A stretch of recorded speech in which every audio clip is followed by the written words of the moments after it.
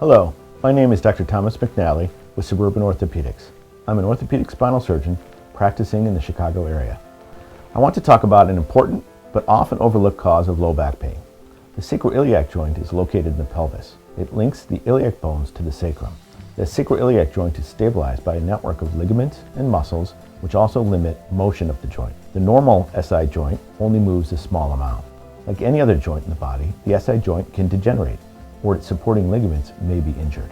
My name is Greg Scholl. I'm 55 years old, and I am a carpenter by trade, as well as I work in a school district as a maintenance man. I had back issues starting back in early 2000, and I tried the home remedy thing, ice, heat, all that kind of stuff, and I couldn't shake it. It was just mounting, you know. It escalated to a point where I know I needed to see a doctor. After I saw him in the office, he determined that I had degenerative discs, and I also had the bulging disc issue as well. Common complaints of patients suffering from SI joint pain include low back pain, sensation of lower extremity numbness, tingling, weakness, pelvis or buttock pain, hip, groin pain, feeling of unilateral leg instability, disturbed sleep patterns, and disturbed sitting. Well, we started with the L3, L4, L5, S1. We did laminectomies, and it was months of recovery, but I still had that issues. Now, I went through the physical therapy, that whole thing, I felt like I ran a gamut. I couldn't shake it. I still had this lower back pain. It was in my lower back, and anybody that knows back pain, that belt line, that dimple area, I don't want to go to the extent of saying crippling, but it knocks you out. A thorough diagnosis must be performed to isolate the SI joint as the source of the pain. This can be accomplished through patient presentation and history, physical exam, including the low back and the lumbar spine, the SI joint and hip, a positive foot and finger test, positive provocative tests, and a positive intra-articular SI joint diagnostic block. There are many conservative treatments for SI joint pain, including medications, physical therapy, SI joint injections, and radiofrequency ablation.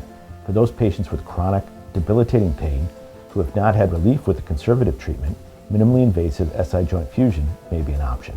After the laminectomies and the fusions, I still had this lower back pain that I could not shake. He actually inserted a needle into a nerve. And when he did that, I mean, oh, Mother of God, he hit the spot. And he's like, yes, this is your SI joint. At Suburban Orthopedics, we use the iFuse implant system.